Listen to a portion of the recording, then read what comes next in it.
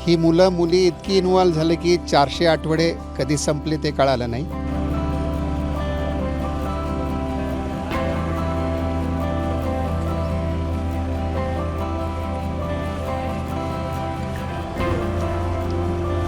काम केल्यामुळं ऑटोमॅटिक आम्हाला ऊर्जा निर्माण होते आणि आयुष्य वाढवायला मदत होते.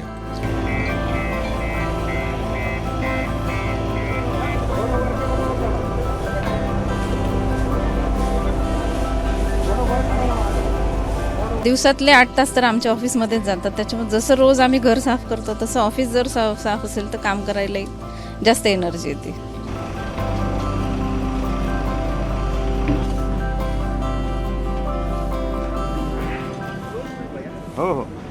छत्रपती संभाजीनगर शहरात काही उद्योजक, काही सरकारी कर्मचारी, विद्यार्थी आणि इतर लोक दर रविवारी एकत्र येतात.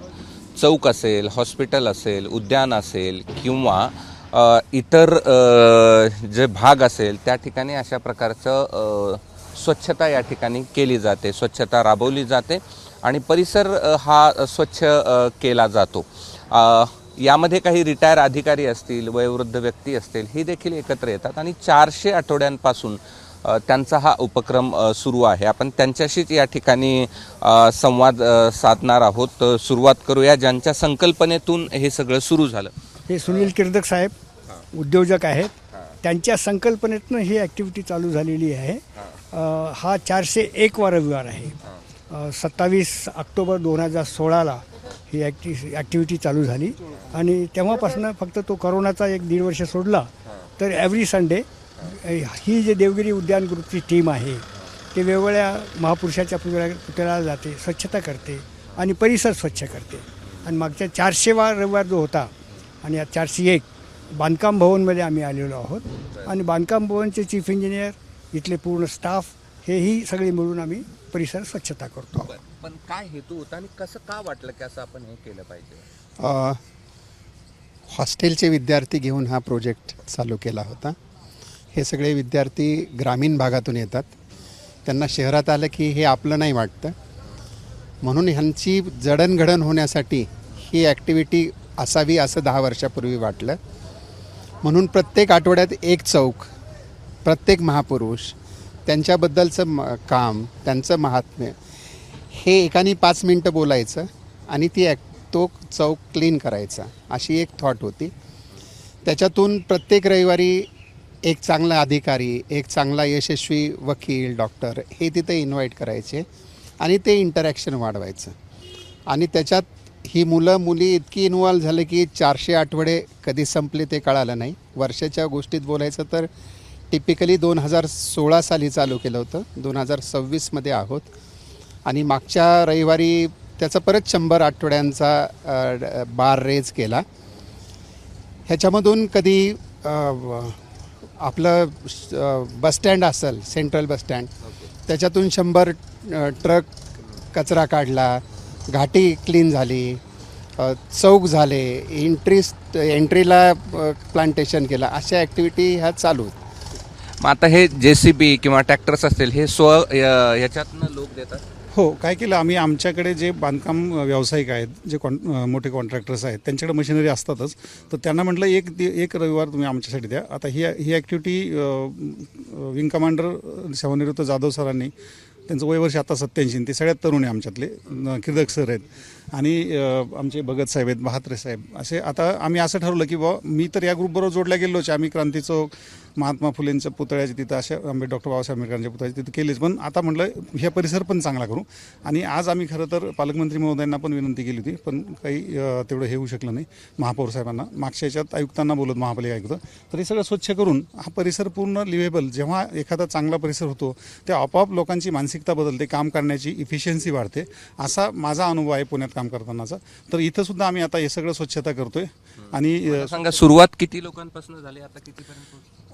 सर, सुरुवात कशी 2016 जेव्हा झाली तेव्हा जे मराठा समाज प्रतिष्ठान बानसिंग बापूंचं आहे त्याचे हॉस्टेलचे विद्यार्थी आणि विद्यार्थिनी हे 150 जण असायचे. आता इथं आमच्या PWचे 150-200 जण जोडले त्याला.